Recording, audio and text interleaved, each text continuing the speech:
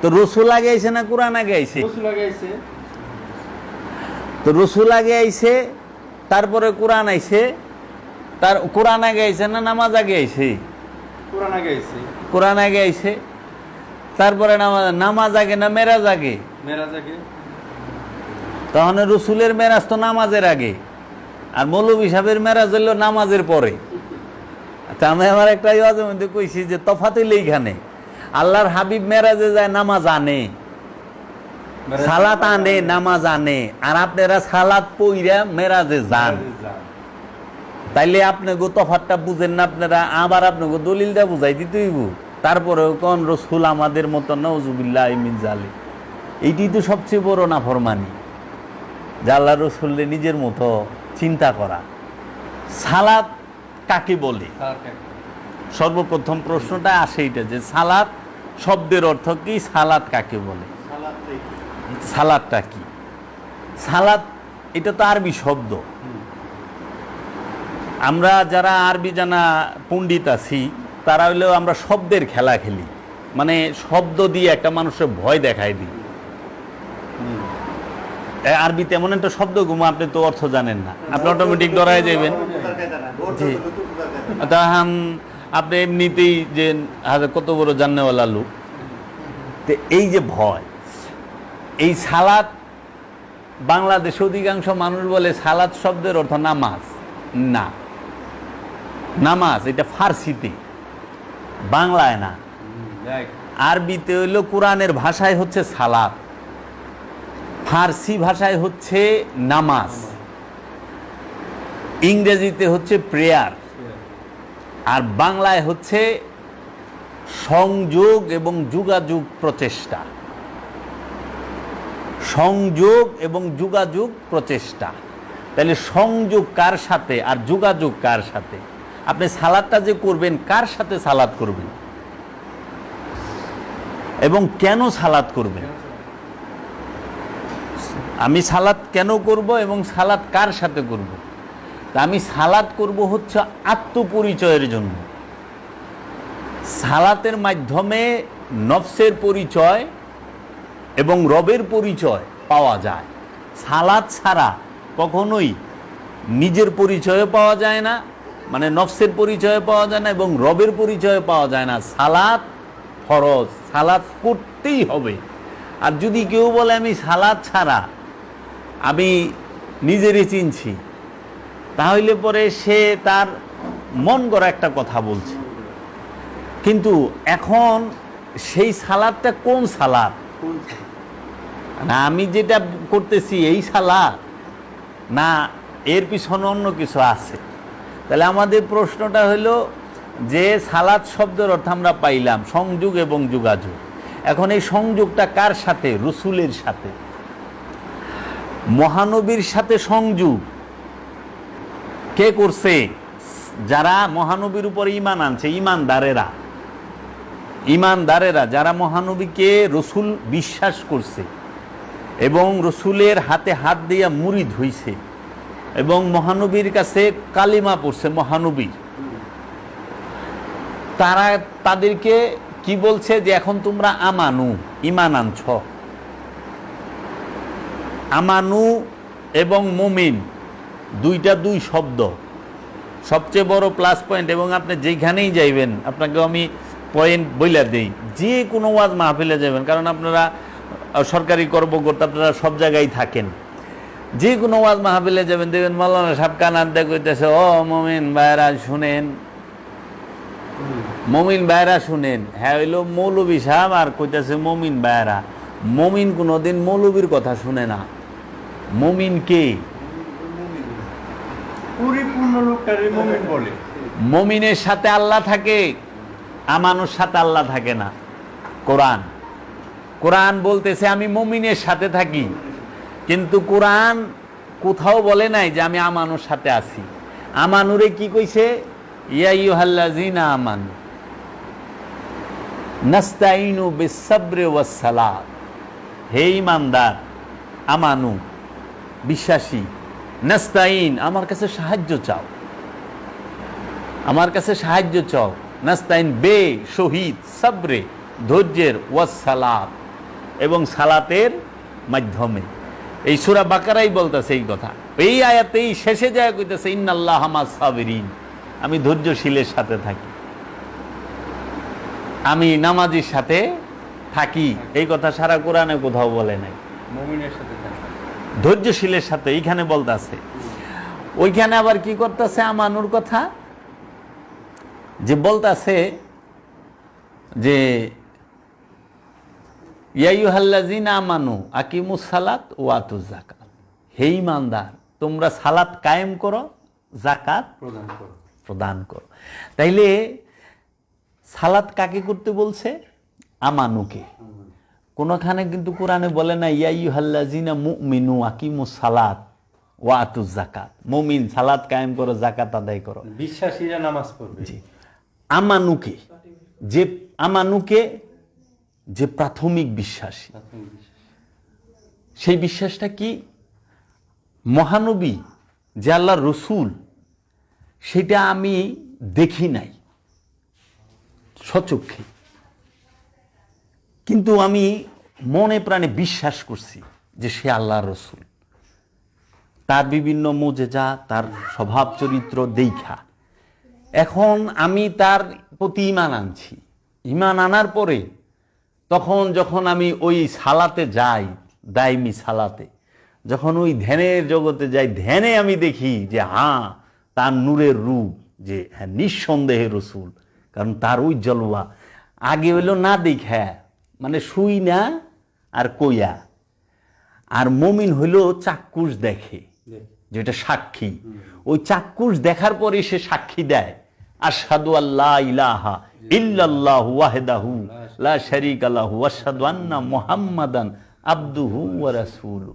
সাক্ষী তো দেখার পরে হয়, এখন আমরা তো না দেখেই সাক্ষী দিবার লইছি, ডেইলি বাজবার সাক্ষী দিই, মিথ্যা সাক্ষী দিতেছি। তাহলে এই যে আঙ্গুল যে উঠাই, মিছা কথা না?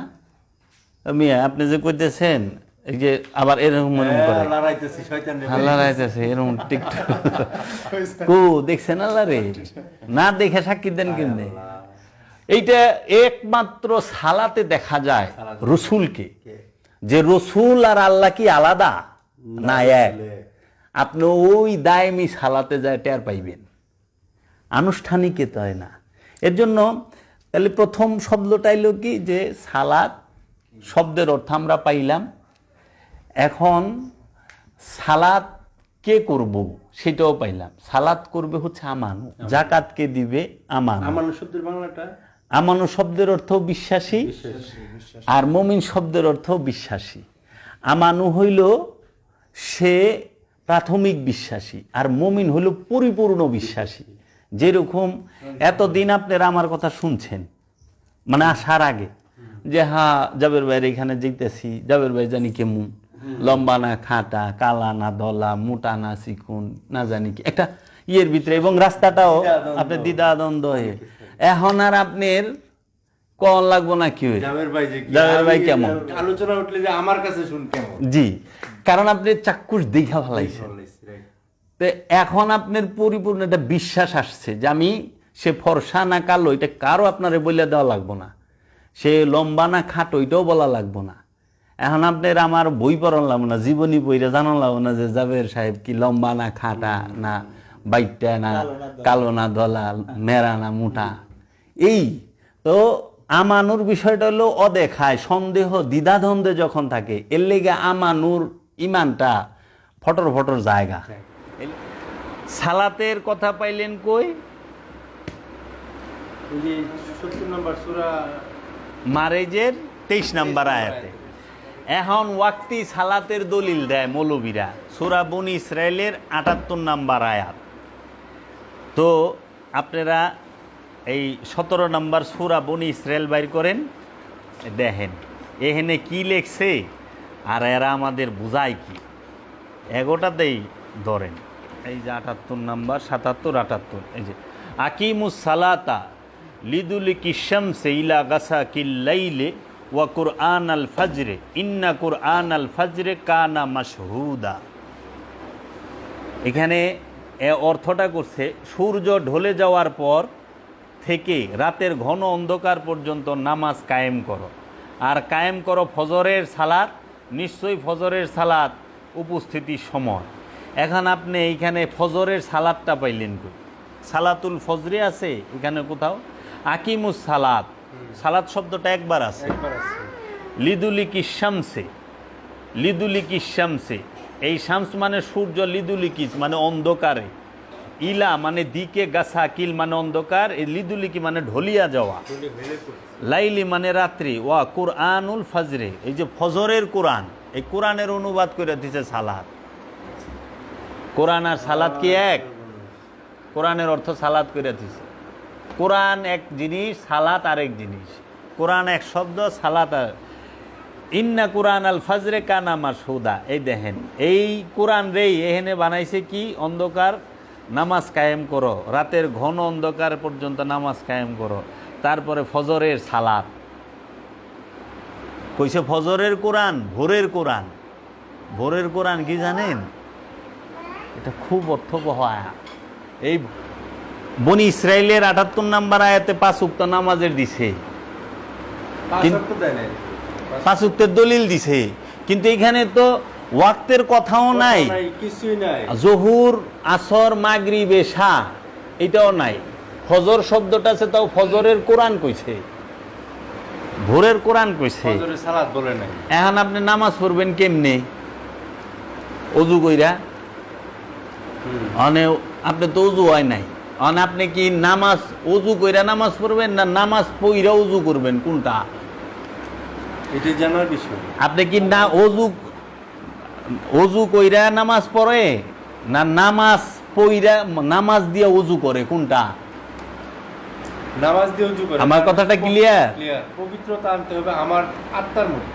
যে অজু কইরা কি নামাজ পড়ে, নামাজ কায়েম করে না নামাজ কায়েম করে অজু করে, কোনটা? পবিত্র হইতে কইছে। নামাজ সালাত ছাড়া পবিত্র হইবেন কেমনে? আর ওরা পবিত্র হইয়া নামাজ পড়ে, পবিত্রর পরে নামাজ আছে? আমি তো শেষ।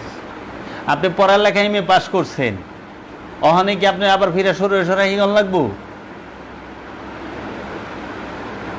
তা আপনি পবিত্র হওয়ার জন্য সালাত করেন, পবিত্র হইতে হয় সালাত কইরা, সেই পবিত্রতাটা হইল হাকিকি। আর আনুষ্ঠানিক পবিত্রতা যেটা পরিষ্কার, সালাত করতে গেলে পরিষ্কার হইতে হয়, আর পবিত্র হইতে গেলে সালাত প্রতিষ্ঠিত করতে হয়। কথাটা ক্লিয়ার হইছে? যে আপনি যদি সালাত করতে যান তাহলে আপনার পরিষ্কার হইতে হবে, আর যদি আপনি পবিত্র হইতে চান তাহলে আপনার সালাত কায়েম করতে হবে। সালাত কায়েম করা ছাড়া পবিত্র হইতে পারবেন না। মন কুলুষিত থাকবে, মন অপবিত্র থাকবে, নোংরামি থাকবই। এখন আমারে যদি চান্দের দেশে নেয়, ওখানে যায় আমি বোম বানাবো, কারণ আমার মন তো পবিত্র। ওখানে যায় আমি দখল করুম, চর দখল। এলে বাবা জাহাঙ্গীর এই কিতাবে কইছে, এই কিতাবের মধ্যে, যে একটা খান্নাযুক্ত মানুষ আপনি যেহেনেই নেন, ওখানে যায় হাঙ্গামা শুরু করব, মারামারি করব, কারণ শয়তান তো বাইরের বস্তু না। এখন আপনি নামাজে দাঁড়াইবেন কেমনে? আল্লাহ কইছে তুমি সালাতে দাঁড়াও, প্রথমে জোড়ায় জোড়ায়, তারপরে একা একা। আমরা কি করছি? এক কাতারে মসজিদে শত শত মানুষ লে নামছি। একজন মসজিদে জায়গায় না বারিন্দায় গেছি, বারিন্দা না রাস্তায় গেছি, রাস্তায় না ছাদে গেছি, ছাদে না নৌকায় গেছি। আহেন আলা দেখাই, এটা কই পাইলেন যে তোমরা সালাতে দাঁড়াও জোড়ায় জোড়ায়? 34 নম্বর সূরা সাবার 46 নম্বর আয়াত।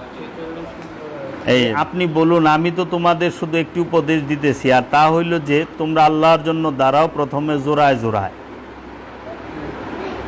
এই জোড়া জোড়াটা কি বুঝাইছে? তুমি আল্লাহর জন্য দাঁড়াও, এখানে বলছে। ওইখানে কি কইছে? আল্লাহর ওয়াস্তে তোমরা একা একা অথবা দুইজনে মিলে দাঁড়াও। অতঃপর তোমরা গভীরভাবে চিন্তা করে দেখো তোমাদের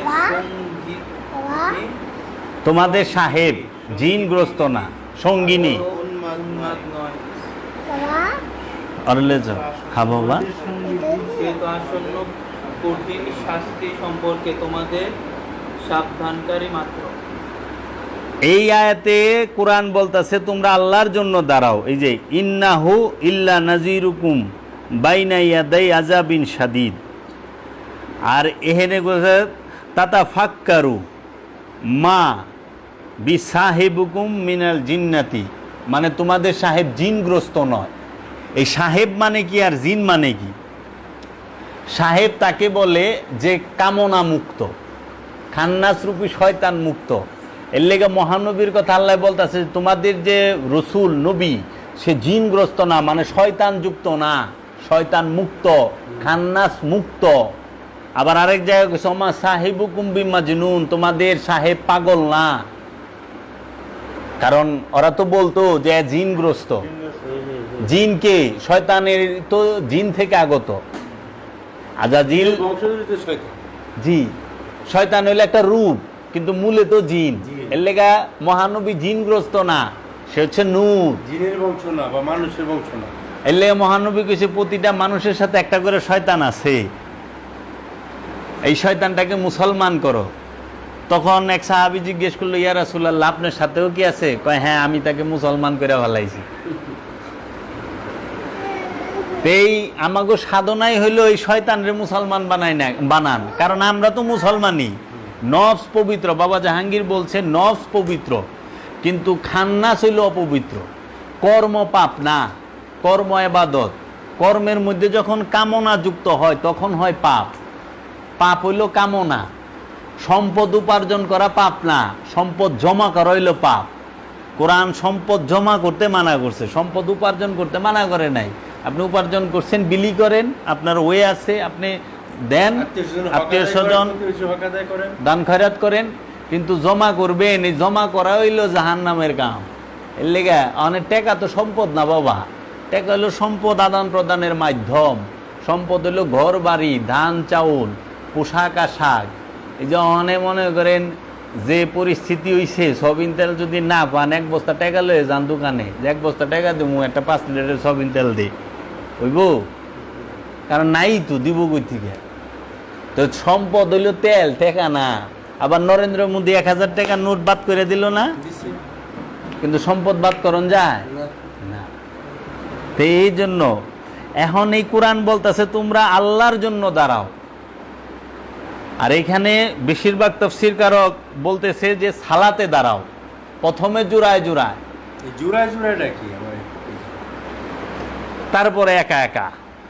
প্রথমে জোড়ায় জোড়ায়, তারপরে একা একা। এবং আরেকটা আয়াত আছে এখানে, এইটা লয়ে যে তোমরা রুকু করো রুকুকারীর সাথে। তোমরা রুকু করো প্রথমে একা একা, তার প্রথমে জোড়ায় জোড়ায়, তারপরে একা একা। তোমরা সেজদা করো সেজদাকারীর সাথে। তোমরা সেজদা করো প্রথমে জোড়ায় জোড়ায়, তারপরে একা একা। মানে প্রথমে হচ্ছে আমার দয়াল, তারপরে হচ্ছে আমি একা একা বাহ বাহ বাহ।